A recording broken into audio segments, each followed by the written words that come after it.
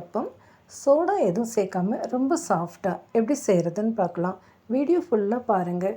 பிடிச்சிருந்ததுன்னா லைக் பண்ணிவிட்டு சப்ஸ்கிரைப் பண்ணிக்கோங்க. இப்போது ரெசிபி எப்படி செய்கிறதுன்னு பார்க்கலாம்.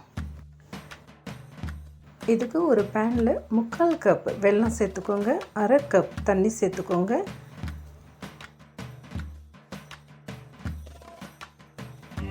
நல்லா மிக்ஸ் பண்ணி விட்டுக்கோங்க.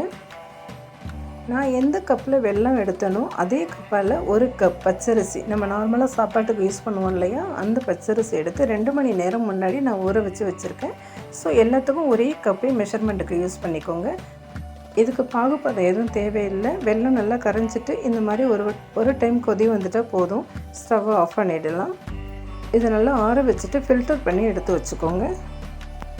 அரிசி ஊற வச்சு 2 மணி நேரம் ஆகிடுச்சு, நல்லா ஊறிடுச்சு. இப்போ தண்ணியெலாம் நல்லா ஃபில்டர் பண்ணிவிட்டு இந்த மிக்ஸி ஜாரில் சேர்த்துக்கலாம். 1 கப் பச்சரிசிக்கு 3/4 கப் வெல்லம், 1/2 கப் தண்ணி சரியான மெஷர்மெண்ட்டாக இருக்கும். இது கூட வாசனைக்காக 2 ஏலக்காய் சேர்த்துக்கோங்க. ஒரு 1/4 கப் தேங்காய் சின்ன சின்ன பீஸாக கட் பண்ணி வச்சுருக்கேன், அதை சேர்த்துக்கலாம். ஒரு வாழைப்பழம், நல்ல பழுத்த வாழைப்பழமாக எடுத்துக்கோங்க, சின்ன சின்ன பீஸாக கட் பண்ணி சேர்த்துக்கலாம்.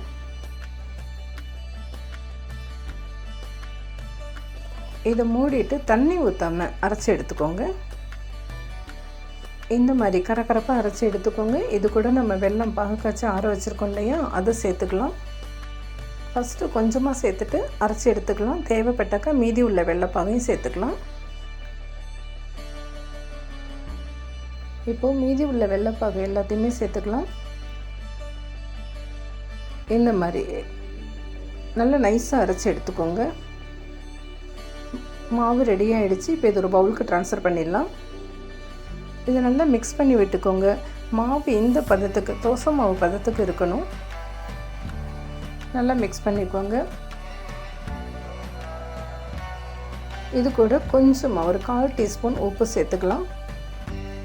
உப்பு சேர்த்து நல்லா மிக்ஸ் பண்ணிக்கோங்க.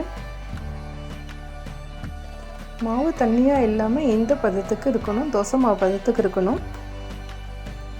தேவைப்பட்டால் கொஞ்சம் தண்ணி மிக்ஸ் பண்ணிவிட்டு இந்த பதத்துக்கு மிக்ஸ் பண்ணி எடுத்துக்கோங்க. இப்போ ஒரு 1/2 மணி நேரத்துக்கு இதை மூடி வச்சிடலாம். நம்ம சோடா எதுவும் சேர்க்க போகிறதில்ல, அதனால் ஒரு 1/2 மணி நேரத்துக்கு இதை நம்ம மூடி வச்சிடலாம்.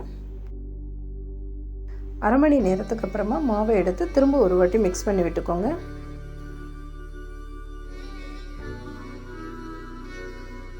இந்த மாதிரி ஒரு பணியாரக்கல் எடுத்து சூடு பண்ணிவிட்டு அதில் நெய் இல்லாட்டி எண்ணெய் ஏதாவது ஒன்று சேர்த்துக்கோங்க. இப்போது நம்ம மிக்ஸ் பண்ணி வச்ச மாவை ஒரு குழிலையும் ஃபில் பண்ணிக்கலாம். இதை நீங்கள் இந்த மாதிரி பணியாரக்கல்லையும் ஊற்றி எடுக்கலாம், இல்லைனா எண்ணெய் சூடு பண்ணிவிட்டு எண்ணெயிலையும் அப்பம் மாதிரி ஊற்றி எடுத்துக்கலாம். இது ஒரு 5 நிமிஷம் மூடி வச்சுட்டு ஒரு பக்கம் வெந்தோடனே இன்னொரு பக்கம் திருப்பி விட்டு வேக வச்சுக்கோங்க.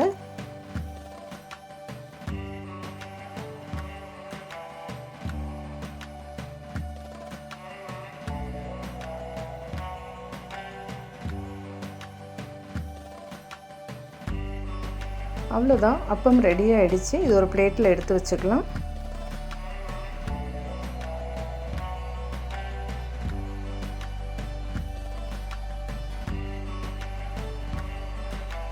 பார்த்தீங்கனாலே தெரியும், சோடா எதுவும் சேர்க்காமலே நல்லா சாஃப்டாக பஞ்சு மாதிரி நல்லா சாஃப்டாக வந்திருக்கு.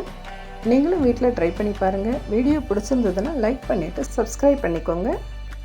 நெக்ஸ்ட் வீடியோவில் பார்க்கலாம். பாய்.